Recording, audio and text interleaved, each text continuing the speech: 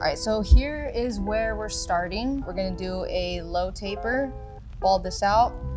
You can kind of see that he keeps up with his hair, especially because you can still see all the framework. So we're just gonna tighten this back up. This looks like it could be up to like 1.5, 2. So we'll keep that so you get a nice contrast. I'm gonna be using the newest system from BaBylissPRO. This is our FXONE LoPro edition. Basically, it's a whole new battery system that makes it super simple because you get to use this one battery that will plug into different types of clippers, trimmers, and foil shavers. Similar to a SnapFX battery, but the SnapFX battery only worked for that specific clipper. This whole new system gives you the ability just to use one simple battery for all of your tools. There's an arrow here, which you're gonna match with this arrow here. We're gonna plug this in. And now with the new battery indicator light, instead of having it on the body, you now get it on the bottom. So all you have to do is press this. It gives you 4 panels of lights letting you know how much battery you have left. All right, so whenever I'm doing any kind of skin tapers, something that I remember I struggled with in the beginning was I started low and I just started pushing my lines up, not knowing where to stop. So in this technique I'm gonna show you, it's gonna be about keeping your guidelines more organized so that you don't get lost while you're doing the blend. All right, so same thing with the trimmers. I'm gonna load this in. A cool little tip I like to do sometimes is I do a double edge up. In the beginning, before I get started, it keeps everything nice and clean so that I can see all of my guidelines. And then I go again and do a second pass at the end just to refine and get any last minute hairs that are sticking out. Brushing this all down, just using just the tip of this, and I'm gonna use it like a pencil, and I'm gonna get that edge. But I'm also making sure that I'm not going past his natural hairline. I don't wanna push back any of the hairs. I'm using just 2 to 3 teeth from my trimmer blade, just to create that little edge. And I'm gonna do the same thing right around the ear. We never wanna create white walls is what you call it when they take it up too far and it's super, super light on the scalp. We wanna keep it really close to the natural. So anytime I push the ear down, you wanna see a nice little C-scoop just in this area. I'm trying to match this point here to this point here and get a nice clean C-scoop. Using again, just the front of this blade.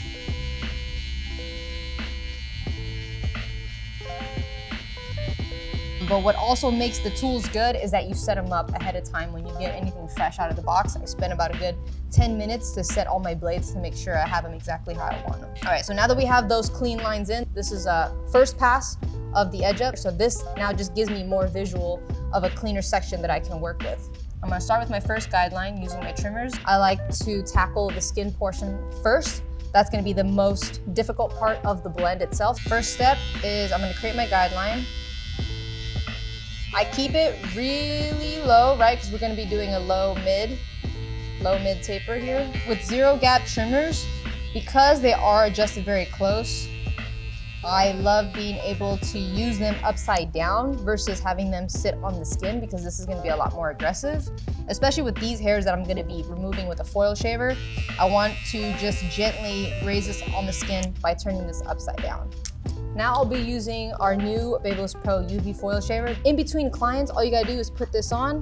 The UV light comes on, killing 99.9% bacteria from your tools while it's sitting on your station for about 1 minute. I just ran the trimmer, so I'm gonna follow that same exact path using my foil shaver.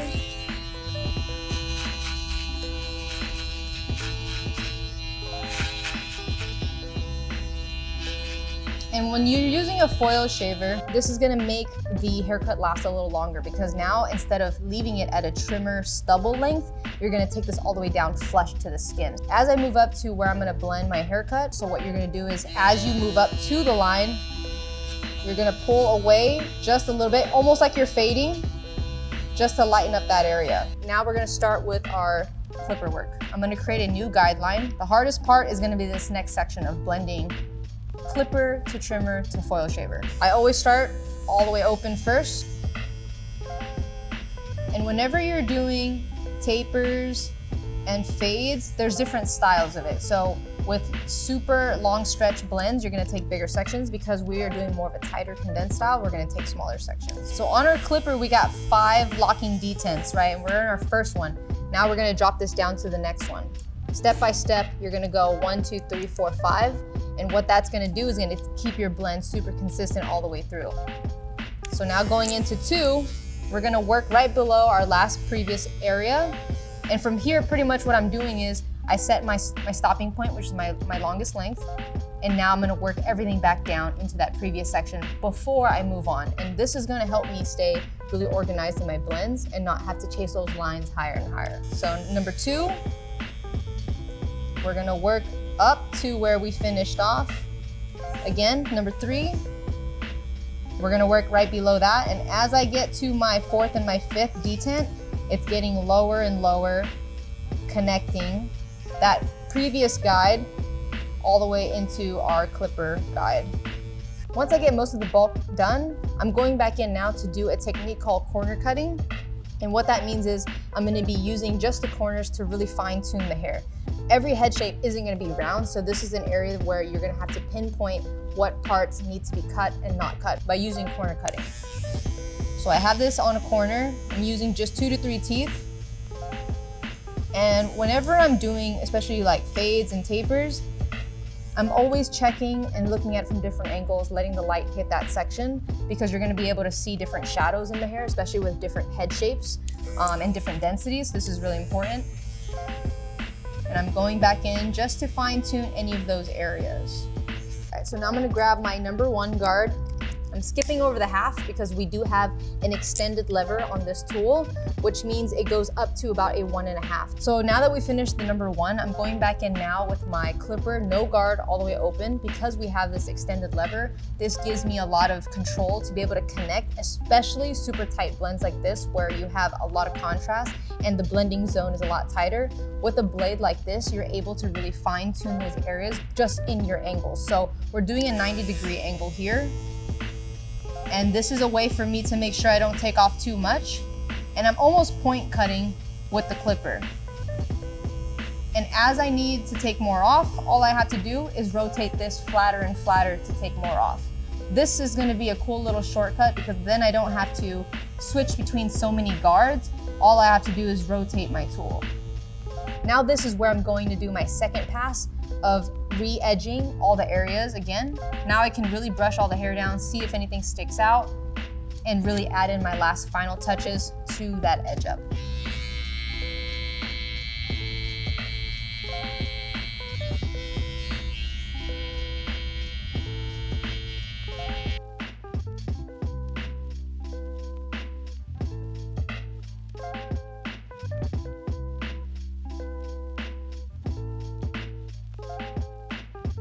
All right, so now that I've have the side lined up, another thing I like to do is refine it even more. This is the difference between good barbers and great barbers. So even though it looks clean, I can take this one step further. I'm gonna start with my trimmer first, being able to get as tight as possible on that bottom part of the taper. So I'm trying to bring in that condensed part, bringing in that blend even closer. Grab my foil shaver. Instead of going bottom to top, I'm gonna go from top to bottom. I'm using this as a way to just graze over those stubbles to really bring that tighter. And I'm pretty much just tapping on those hairs and pushing it back down.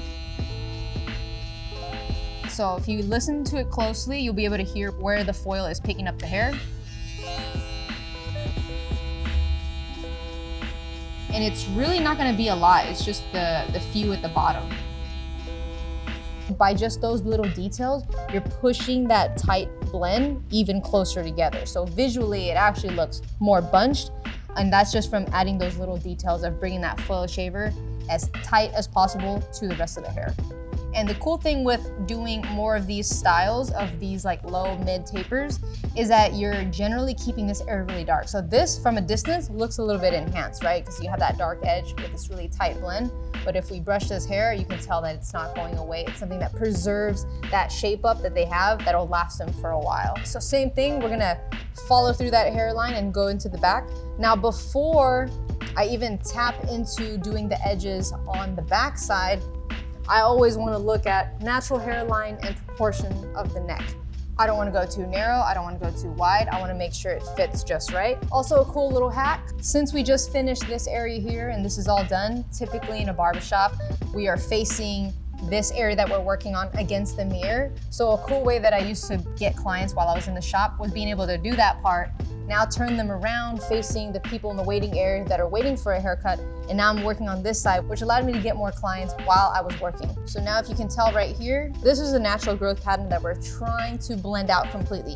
Everyone has a different natural pattern, and this is where it gets fun with barbing because we're trying to create that smooth, nice blend on every head shape, on every hair density that we're working with. The most consistent across is gonna be in this area here, so that's gonna be where our skin line is gonna go right above that because we're gonna get rid of this natural hairline right here. Again, we're gonna do the same thing on this side. We're gonna do the pre-edge, and then we're gonna do it a second time at the end.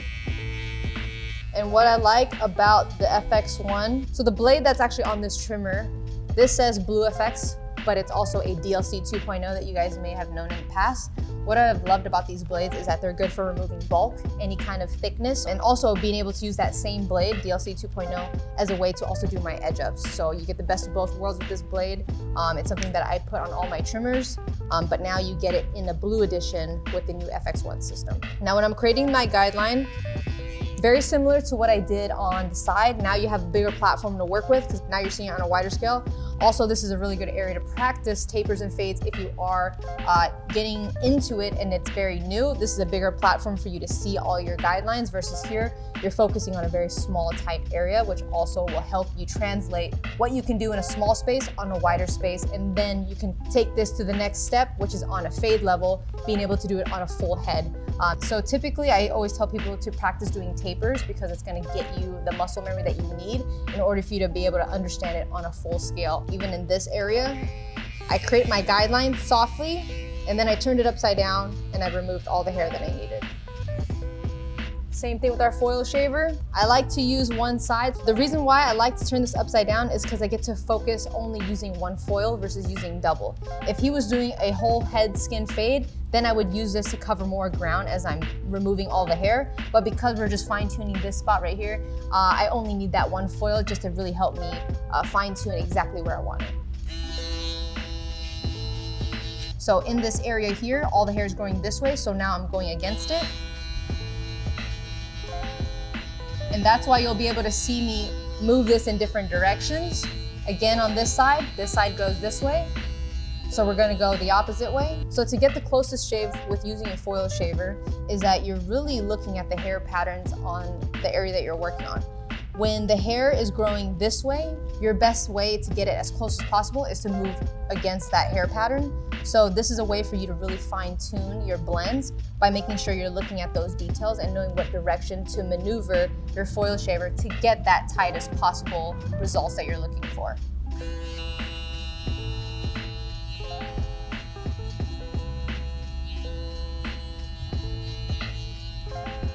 So now we're gonna continue on the same way that we did with our clipper work. We're gonna start with all the way open. Now here, I can take my blend, my guideline stretch a little bit wider than what we did on the taper. The taper, I was really particular because I wanted to keep everything very condensed, but now we're gonna stretch out this blend a little bit more, so our guidelines are gonna be a little bit bigger. That's gonna be the width of my guidelines, about a 1/2 inch. When it comes to creating guidelines, knowing if you're gonna go super tight guidelines or super wide guidelines depends on what kind of blend you want. If you want something more stretch, you want to have bigger guidelines. If you want something more condensed, heavier contrast, dark at the top, very light at the bottom, but it's short, you're going to do shorter guidelines. So here we're going to hit that in between by doing a 1/2 inch guideline, which is pretty much half of this comb. This whole comb is probably closer to 1 inch of space. So doing half of that, you're going to get about your 1/2 inch. So whatever my initial guideline is, if I go straight across, I want to make sure everything that follows that guideline stays straight across. Everything's very parallel and consistent because we don't want that blend to look choppy in any way. We want it to be completely smooth. So we're going to follow that shape. So what is the difference between doing straight lines versus curved lines? That's going to be a preference depending on the barber and the style that the client wants. Typically, when you go straight across, you have an evenness in your edges. For people that do the half moon shape guidelines, that's because they want really strong edges. And that's the difference when you are doing your guidelines between going straight or more curved. When you were seeing it on the taper, it was really hard to tell, but now you can really see my guideline that I'm setting. Doing the open guard, creating that guideline, you can see that space where I stop. This is letting me know don't go past that point. So now from here on down, this is the only focus that I'm gonna be working on, is blending this section into this previous guide. This is gonna be the hardest part of the blend because this is where it's gonna connect into your foil shaver. That super fine line is what people struggle with the most, so this is the area that we're gonna work on next. We're gonna go steps all the way down, 1 through 5, and blend everything back down. Now, something to look for as you're doing this too, because we are working on the back of the hair, this is where all the crazy growth patterns are, is this hair in particular right here in this middle, his hair grows this way. So if I only go this way, you're not gonna always cut the hair. So in that section, I'm using just a corner, just to go against the grain, or at least cross-cutting it, just so I can make sure I get it. Because if the hair pattern is aggressively growing one direction and we're going up, the clipper pretty much is gonna miss that entire hair because of the way it's being pushed out.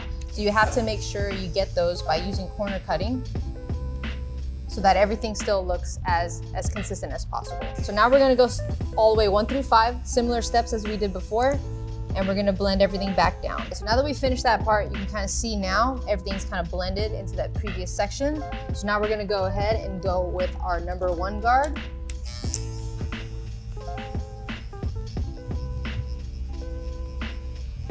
Now it looks like I'm using the whole blade, but I'm just using those corners. Depending on where I'm at in the haircut, it could be the left side, it could be the right side. Now this is where I'm gonna use my clipper all the way open, using that extended lever to be my half guard. And now we're gonna connect this in between right here.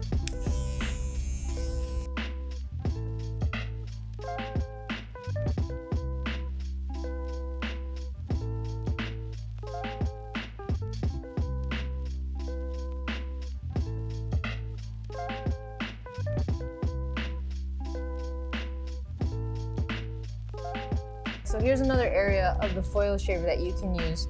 Because we're using just that one foil, any area, especially right around the side of the ear or the side of the neckline right here, I'm gonna use just that edge just to bring it closer. Like, you're not gonna get a full clean line the way you would get with a razor, but it'll take you a lot closer. I'm gonna bring all that hair in up to that line, and this will tighten up just like all of the edges right here. We're gonna do the same thing with the other side.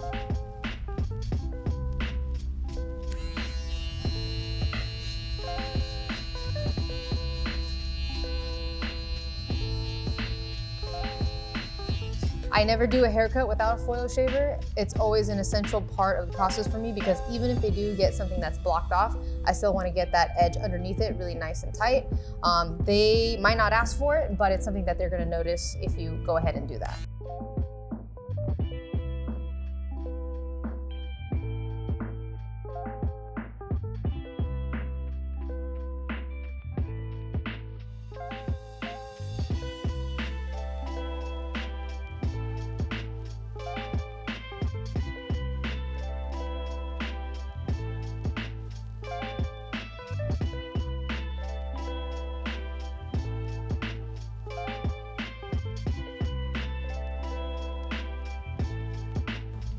This is usually my favorite part of the cut, is the reveal. Sometimes you're just sitting there for a whole time frame without knowing what's going on, but check that out.